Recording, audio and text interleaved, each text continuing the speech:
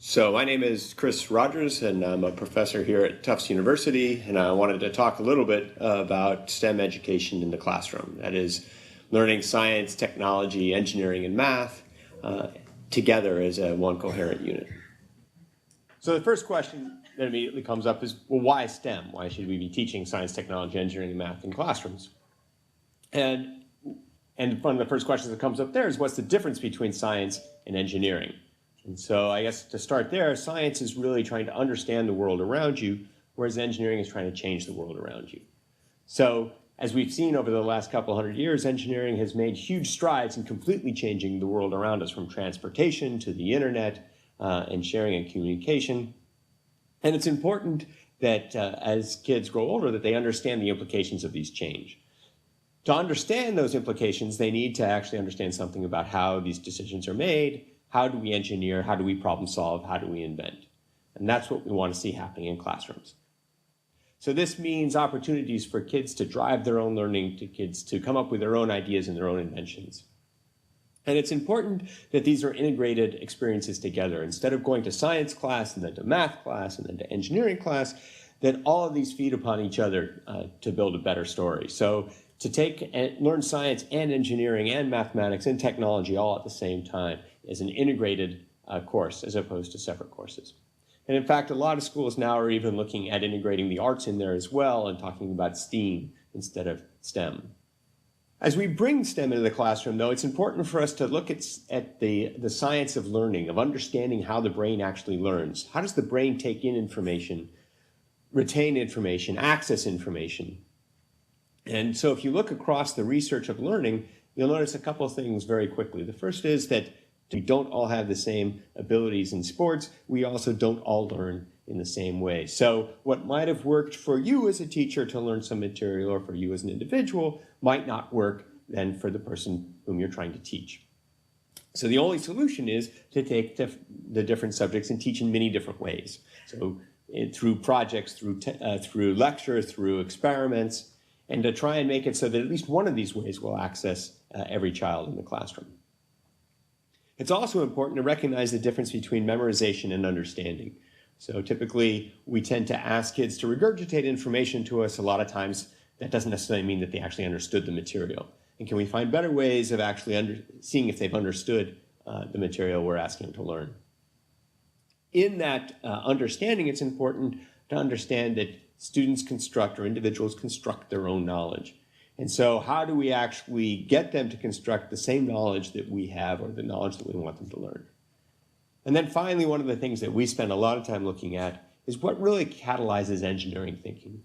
What causes kids to start thinking like an engineer? That is, stop following directions and start thinking on their own. Start balancing out constraints and ideas. So I want to quickly talk a little about who we are. So I'm part of a Center for Engineering Education and Outreach at Tufts. And at the center, we actually try and do the same thing of bringing together different disciplines to work together. So we have education doctoral students trying to understand how the brain actually learns information, sitting right next to engineering doctoral students that are trying to develop new tools that'll help kids learn materials better. And then we work with thousands of teachers all around the world to actually bring this material into classrooms and see how well it works, and then get feedback from those teachers to try and change both the tools and our understanding of learning. We work with schools all around the world, from Europe to Asia to Australia to North America.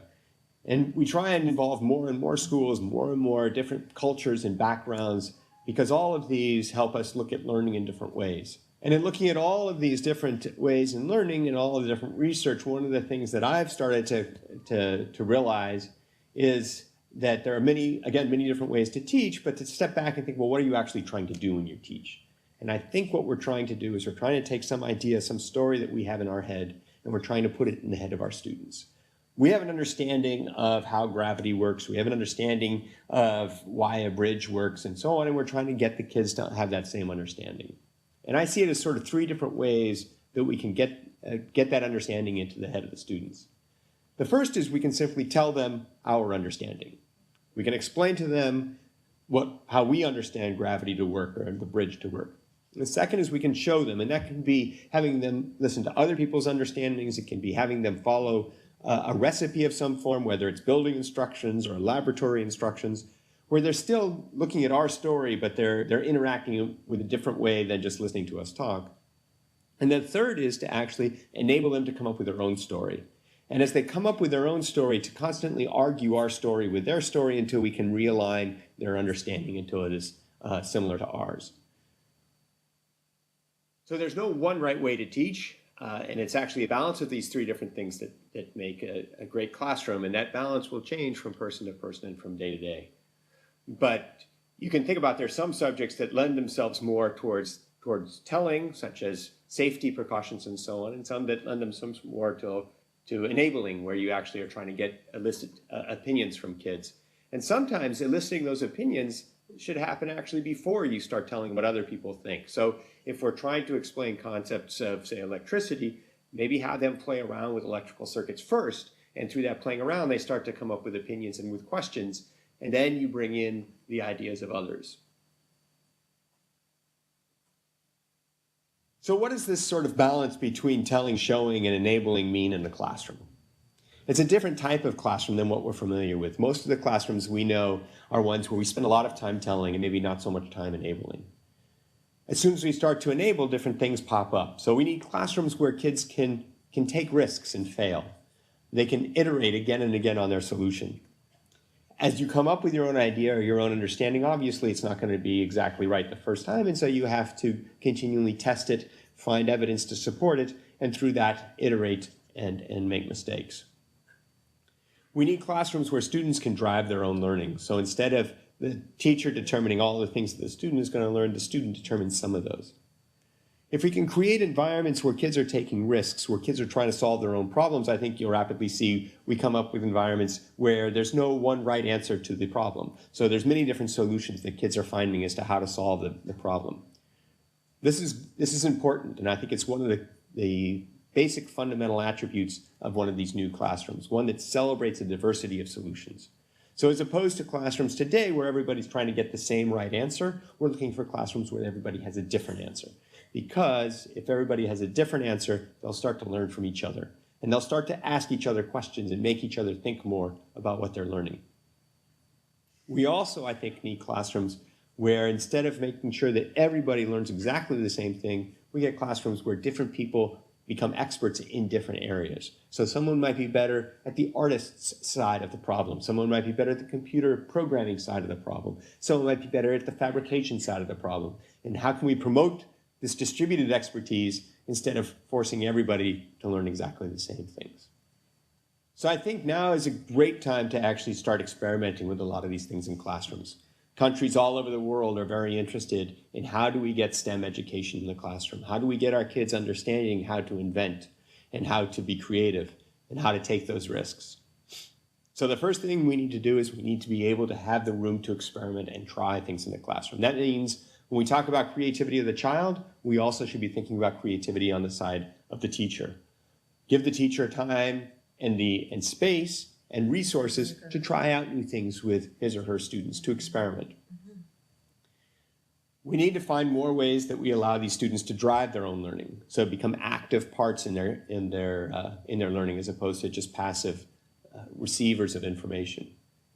And of course, through all of this, we need to find ways of weaving in the learning standards of the particular country or state. It is important that children learn these different things in the standard. It's just whether or not we can do it in a way that they're interested and excited about learning it as opposed to us spoon-feeding it to them. So the one thing that hopefully you really will take away from this is the idea that we need as teachers to listen to students' ideas. So it's important that students have their own opinions in class, and you can tell if the program is successful in your class because students have their own opinions. So I'd like to end with an invitation. One of the things we've been trying to work on is develop communities of teachers that are doing this in their classroom, finding ways to bring different teachers with different ideas and different students together and sharing these ideas. And we do this through virtually through legoengineering.com or physically through Lego Engineering conferences around the globe. And I invite you and ask you to participate in this and and share with us what you've done so that others can learn from the successes that you've had. Thank you.